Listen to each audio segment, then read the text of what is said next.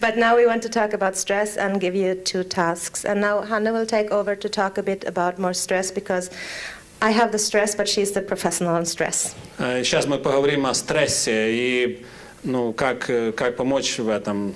Ханна, она, по сути, специалист в этой области стресса. Thank you for inviting me to be here. Спасибо, что вы пригласили меня быть тут. Yeah, I think it's a privilege to be here, and it's a privilege to share this with Anna-Lena. И это привилегия для меня быть тут, делиться этой информацией с вами, с Анной-Леной. Because I think as a professional, yes, I've met many parents, I met many children with autism and other developmental disorders, but Anna-Lena is the one who knows her child. И как специалист, конечно, я встретилась с большим количеством родителей, с детьми, и я работала с ними, но Анна-Лена, она, практика, она та мама, которая, имеет такого ребенка. And I think we cannot repeat it more often what Mariana just mentioned. Number 1, listen to the parents. И мы не можем преумалять значение того, что Марианна уже сказала несколько раз, что мы должны слушать родителей. Number 2. Первое. Слушать родителей. Номер 2. Listen to the parents. Номер 2. Слушать родителей. And number 3. Listen to the parents. Номер 3. Слушать родителей. And then you can start using your knowledge, your experience, your books, and your И everything после else. этого уже можете знания какие-то добавочные, читать книги, можем что-то чему-то учиться. And we will be talking more about autism and associated disorders tomorrow. But today, the focus is on having a child with autism and the emotional part of that. Завтра мы будем немножко больше говорить об аутизме, об этом научный термин. How did you say that? Сопутствующие состояния. Так, но сегодня мы сконцентрируем наше внимание на эмоциональной стороне того, что мы имеем такого ребенка в нашей семье. When it comes to children with disabilities, generally, we know that the rates of depression among mothers is much higher than in the regular population. И, конечно, когда мы говорим про то, что мы имеем ребенка в такой семье, уровень the rate of what? Of depression. Значит, уровень депрессии у мамы очень намного выше, чем уровень депрессии, в обществе. And depression is very often related to the experience of not having enough resources to meet the needs. И депрессия в большей степени связана с тем, что нет достаточно средств, чтобы как-то совладать с этой проблемой. And in this connection, in this talking about resources, I mean anything from time. Когда я говорю про ресурсы, это все что угодно, начиная со времени, energy, энергии, financial resources, финансы and so on. И так далее. And also we know that families, И также мы знаем, что семьи, especially mothers, single mothers with children, особенно мамы disabled одиночки children, с такими детьми, who have disabled children, have a worse financial situation, so they often have financial stresses as well. Конечно, такие мамы-одиночки, они имеют ограниченные финансовые ресурсы, и исходя из этого у них больше проблем. And very often they are less able to take part in social interactions, so they very often become more isolated from society. И часто они ограничены доступом до общества, до социума, и исходя из этого они не очень плохо функционируют в обществе. And Generally speaking, I've been working with childhood with disabilities for quite a few years, and my very clear impression is. Я работала уже достаточно лет с детьми, которые имеют ограниченные способности, возможности, и я вижу. Is that there is a strong feeling. Sometimes the parents or the mothers specifically express it, and very often they do not express it. But you can sense that this question is lying there somewhere on their tongue, but they don't always say it. And it's, was it my fault? И часто, когда я встречаюсь с такими матерями, которые имеют такого ребенка, даже когда я с ними общаюсь, даже если они не высказывают, ничего не говорят не мне так много, то я вижу в их глазах, я вижу на кончике их языка это питание, этот вопрос. Это моя вина. Or and maybe they think, was it the paracetamol I took because of headache during pregnancy? Возможно, это я, когда была беременна, я приняла какие-то обезболивающие, и это как результат этого, возможно. Or was it the glass of wine I had before I knew I was Или там, pregnant? возможно, я выпила стакан вина в период беременности. Or maybe it was the vaccine because I read that in the newspaper. Или, возможно, это вакцина, так как я прочитала об этом в газете. Or maybe it's a punishment because I've done something wrong or somebody else has done Возможно, something wrong. это наказание за то, что я что-то неправильно сделала в жизни. Or maybe it was this or the other. But we know that this is not true, and that's why it's so important that we base our interaction with families who have a child with autism on facts and not on мы должны указывать и утверждать таким матерям, семьям, что это неверно, что поэтому очень важно взаимодействие с такими семьями, которые имеют детей аутистов, и показывать им фактическую сторону этого дела, что это не отвечает действительности. And Mariana talked about that just now, and I will continue talking about that tomorrow morning. И Марианна говорила об этом только что, я продолжу об этом завтра говорить. Marina, sorry. Марина. Sorry, Marina. Yeah. The thing is that I think it's so important that we address these questions because they are very often there, spoken or unspoken. Я думаю, очень важно, чтобы мы отвечали на эти вопросы, обращались к этим вопросам, потому что эти вопросы всегда есть где-то тут, или они высказываются, или не высказываются.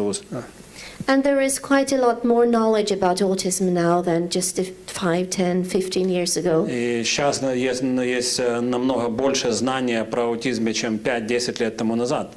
And it's our responsibility as professionals to explain these issues to parents so that they don't sit there with a feeling of guilt. И наша ответственность как профессионалов, как людей, которые работают с этим, говорить с такими людьми, говорить с такими семьями и показать, что это не их вина, что не их вина в том, что они имеют таких детей.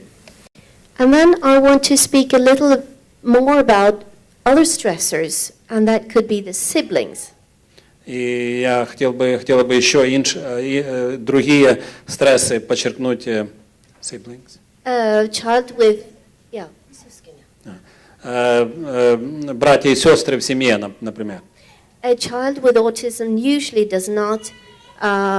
is usually not born into a vacuum. He or she is born into a family. Как правило, значит, ребенок-аутист рождается не в вакууме, он рождается в семье, где уже кроме него есть братья и сестры. And in a family, lots of things need to be done. You need to get up in the morning, you need to dress smaller kids, you need to make food, you need to wash clothes, you need to go to work, and so on. И в этой семье должна происходить ежедневная работа, нужно вставать, нужно идти в туалет, нужно идти на работу, надо готовить еду и так далее. And brothers and sisters of a child with autism very often has much more responsibility than other his or her own И age. братья и сестры ребенка аутиста, они имеют намного больше ответственности, чем в обычной семье. And to a certain degree, this is a good thing, but we must be sure that we don't overstretch the brother and sister. И это, с одной стороны, это хорошо, что у них есть такая ответственность, но мы не должны переходить черту этого также. Very often, brothers and sisters of children with a disability or autism become mature much more often, much earlier. Mature. Mature. Очень часто братья и сестры в семье, где есть аутисты, они рано созревают. And that can be a good thing, but can also create some distress with his or her peers. И это может быть как хорошо, так и плохо. Это может добавлять стресса в семье. And the maturity very often comes from having experienced life and death situations close in the family in a very different way than other kids their own age.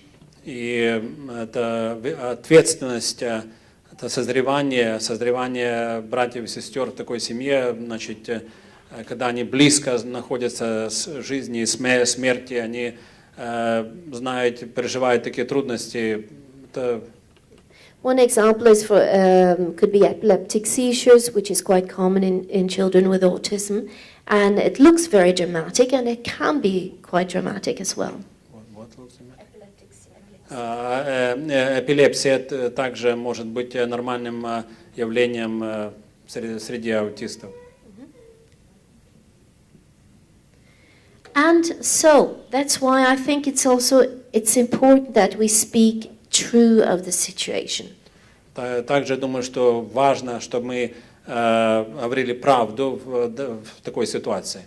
We know that many brothers and sisters of a child with autism or other disorders would never speak to mom and dad about the distress they feel. Мы знаем, что братья и сестры в такой семье не часто говорят с родителями про этот стресс, неспокойствие, которое они переживают в семье. And the feeling of resentment and anger. Про свои чувства какой-то ущемленности, горечи. So it's important that the brothers and sisters have enough time alone with the mother or the father or both. Очень важно, чтобы братья и сестры они проводили какое-то время наедине с родителями. And that he or she has someone else to speak to. И чтобы они также имели кого-то, с кем они могли бы поговорить, выговориться. And when I'm saying this, again, I'm touching at the core of the bad conscience of a mother having a child with autism. И когда я говорю это, я говорю про это, так сказать, ядро этой совести матери, которая, And so that's why I think it's so important that we as professionals try to understand in more detail what the family actually goes through. И очень важно, чтобы мы, профессионалы, попытались понять, через что проходит семья с таким ребенком. Yes, it's our responsibility to have top-notch knowledge of what's going on within the field of autism, but it's also our responsibility to translate this knowledge into the normal everyday situation where the dishes need to be washed, the dinner needs to be cooked, the siblings need to be taken to A, B, and C, and so on and so forth. Конечно, нам, как профессионалам, обязательно необходимо достигать каких-то знаний, какой-то опыт, учиться чему-то, но нам, профессионалам, также нужно войти в ситуацию этой семьи на эмоциональном уровне, понять, что следует делать этой семье каждый день. Нужно вести детей в школу там, или ухаживать за братьями и сестрами, то есть делать ежедневные какие-то проблемы каждый день. So I think very often what we need to do is to help, to be a shoulder for the mothers and fathers to lean on, and to also start encouraging parents to receive help if possible. Because that's also one of the big issues that's very difficult for many parents to leave their disabled child in the hands of someone else for shorter periods of time. И поэтому очень важное внимание надо уделять родителям таких детей, понимать, через что они, как раньше говорили, что они проходят, возможно, передавать таких детей на некоторое время в другие руки, чтобы родители могли отдохнуть. Yes.